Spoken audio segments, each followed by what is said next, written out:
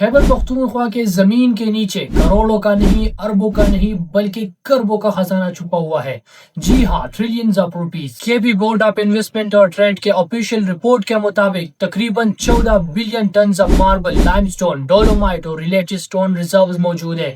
Approximately 70 million carats of gemstone potential रखती है ये जमीन।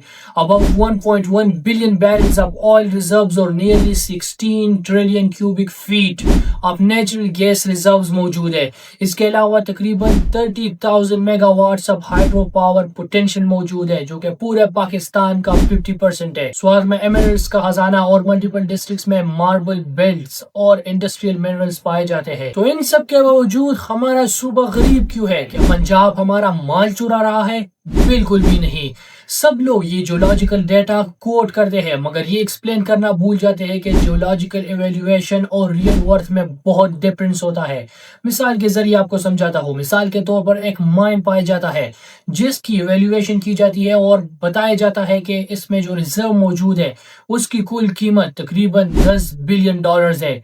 लेकिन मसले की बात यह है कि उसको जमीन से निकालने के लिए टेक्नोलॉजी चाहिए होती है, जो कि मौजूद नहीं है। तो उस टेक्नोलॉजी को डेवलप या इंपोर्ट करने में 8 बिलियन डॉलर्स लगते हैं, और फिर उस टेक्नोलॉजी को इस्तेमाल करते हुए उस माइन से अपने माल को बाहर निकालने के लिए 3 बिलियन डॉलर्स मजीद लगते हैं। तो 10 million dollars worth of mine पर आप 11 मिलियन डॉलर्स खर्च करते हैं।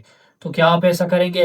बिल्कुल यही हाल है पाकिस्तान का भी। दरअसल माइनिंग के लिए चाहिए होता है advance drilling technology, processing and smelting plants, billions in upfront of capital, stable policy environment. इसके अलावा सिक्योरिटी गारंटीज और इंफ्रास्ट्रक्चर जैसे रोड्स, रेलवे और पावर की जरूरत होती है। मगर अफसोस की बात यह है कि Pakistan as a whole struggles with dollar shortages, political instability, energy crisis, foreign investment risk. ये बात तो बिल्कुल सच है कि हमारा सूबा कुदरती ज़खायर से माला माल है, मगर अफसोस की बात यह है कि उसको निकालने के लिए हमारे पास टेक्नोलॉजी नहीं और टेक्नोलॉजी को खरीदने के लिए पैसा नहीं। इसके अलावा उसको इस्तेमाल करते हुए फिर उसको रिफाइन करते हुए प्रोडक्ट्स में कन्वर्ट करके प्रॉफिटेबल तरीके से सेल करने का कोई निज़ाम मौजूद नहीं है। यही वजह से हमारा सूबा और हमारा पूरा मुल्क एज अ होल इससे कोई फ़ायदा नहीं उठा सकता।